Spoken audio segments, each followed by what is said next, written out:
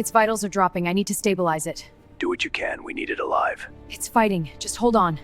The alarm did not sound like panic. It sounded like resignation. A low, steady pulse echoed through the outer corridors of Garrison Station K-17, vibrating through steel walls and reinforced floors. Medics stopped mid-step. Soldiers stiffened where they stood. Officers glanced toward the medical wing with expressions they tried and failed to hide. An alpha cub was dying. The cub lay on reinforced medical platform, surrounded by sterile light and the soft hum of alien machines. His breathing was shallow, uneven. One side of his chest rose slower than the other, dark blood seeping through layered bandages despite every attempt to seal the wounds. He was small by alpha standards, barely into his second growth cycle. His fur, once thick and obsidian black, was matted and dull. His claws twitched occasionally, as if his body still remembered how to fight even while the rest of him was failing. Outside the medical chamber, the alpha waited. He did not pace. He did not roar. He stood perfectly still. The alpha of the Varkesh pack was a mountain of muscle and scarred authority. He had crushed rival leaders, hunted apex predators across hostile worlds, and stared down orbital bombardments without flinching.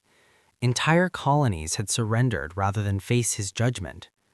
Now he stared at a sealed medical door like it was the most terrifying enemy he had ever known. Because behind that door was his cub, and he was losing him. The cub had been injured during a joint security operation on the station's lower decks, a containment breach, a creature not listed in any intelligence brief, fast, acid-blooded, deadly. The Garrison had neutralized the threat, but not before the cub threw himself between it and a human technician. That part of the report made several high-ranking officials uncomfortable. Sacrifice was expected of soldiers, not heirs. The order arrived 30 minutes after the cub was placed in critical care. The message was clear, cold, clinical. The reasoning followed immediately. Alien physiology posed unknown risks. Emotional interference from the alpha and his pack compromised medical efficiency. The cub's survival could not justify broader station risk.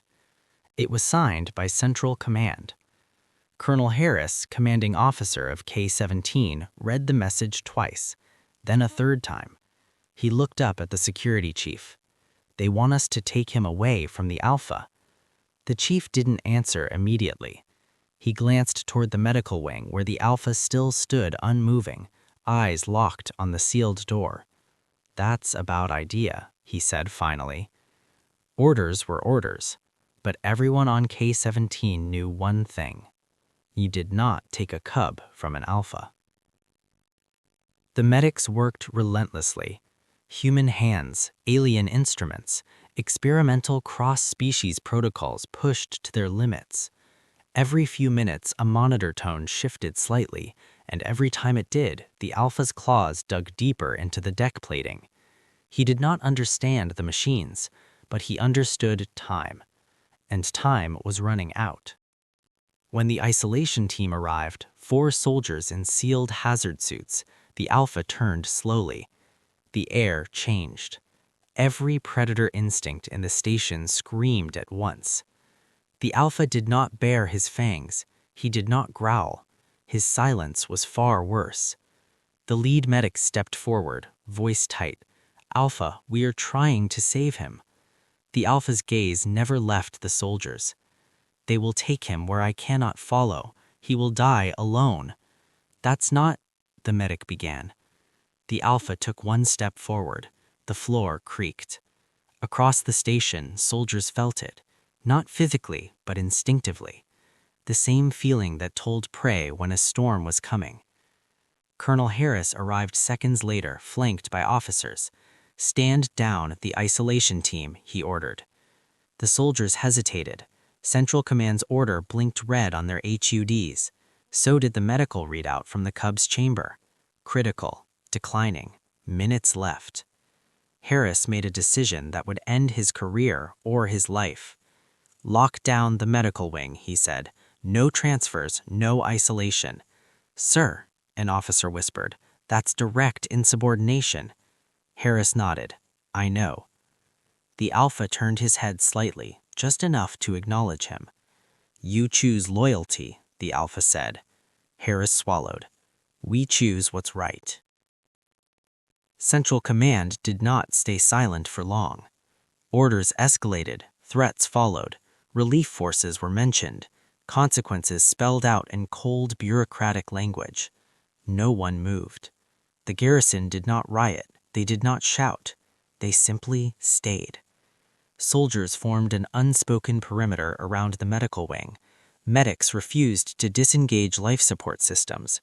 Engineers rerouted power to ensure no interruption. No one said the word mutiny, but everyone understood what it was. Inside the chamber, the Cub's condition worsened. His heart stuttered, his breathing faltered. The Alpha finally broke. He pressed his massive forehead against the transparent barrier, letting out a low, broken sound that echoed through the room. Not a roar, not a challenge, a plea. The lead medic hesitated only a second before overriding protocol. She opened the chamber. The Alpha stepped inside. Every rule of interspecies medical safety was shattered in that moment. The Alpha lay beside his Cub, careful not to disturb the equipment. He curled his massive body around the smaller form, providing warmth, grounding presence, the familiar scent of home. The Cub stirred. A weak claw grasped fur. The monitor tones shifted. Not dramatically, but enough. The Cub survived the night. Then another. Then a third. The medical staff would later argue for weeks why. Was it the Alpha's presence? Reduced stress responses? Unknown biological residence? The garrison already knew the answer. He survived because he was not alone. Central Command arrived in person on the 4th day. They expected resistance. They found silence. The Cub lay sleeping peacefully. The Alpha watched. The soldiers stood at ease. The medics continued their work. The commander looked at Harris. "You defied orders." Harris nodded. "Yes, sir." "You risked a political incident." "Yes, sir." "You risked war." Harris met his gaze. "Yes, sir." The commander looked at the Cub, then at the Alpha, then at the medical reports showing unprecedented recovery rates. He exhaled slowly. "Stand down," he said. The isolation order was rescinded. No official apology was issued, but from that day forward, the Alpha's pack was no longer classified as allied assets. They were listed as family. The Cub healed slowly. He walked with a limp for a time, then he ran again, then he trained. And one day, when he took his place beside his father, he remembered the humans who stood between orders and what was right. The galaxy would later learn an important lesson from Garrison K-17. Humans will follow orders, until those orders demand abandoning someone who cannot stand alone.